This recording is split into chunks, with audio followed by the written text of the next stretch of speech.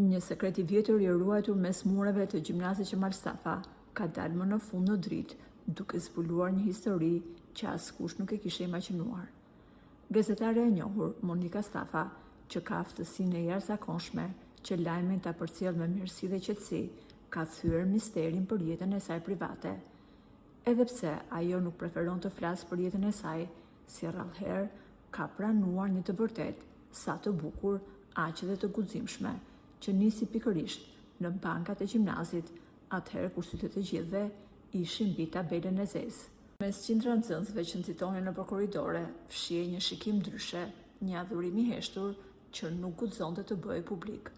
Por kush ishte personi që i kishte rrëmbyer zemrën gazetares së njohur kur ajo ishte ende nxënëse gjimnazi?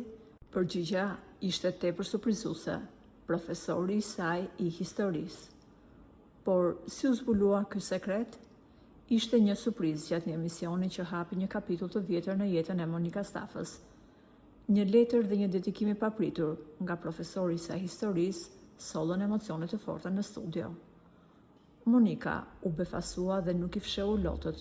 Përballë saj nuk ishte thjesht një profesor nga e kaluara, por njëkohësisht edhe bashkëshorti i saj. Ajo dashuri e filluar në bankat e shkollës ka vijuar për 30 vite rresht dhe sot Monika e emocionuar shprehet: edhe nëse do të kisha 100 jetë, zgjidhja ime do të vazhdonte të ishte po e njëjta, bashkëshorti që unë kam sot, i cili dikur ka qenë edhe profesori im i historisë. Për të mos humbur asnjë histori kaq emocionuese dhe të pathëna nga jeta e vipave shqiptar, klikoni tani në butonin subscribe. Faleminderit që na ndiqni.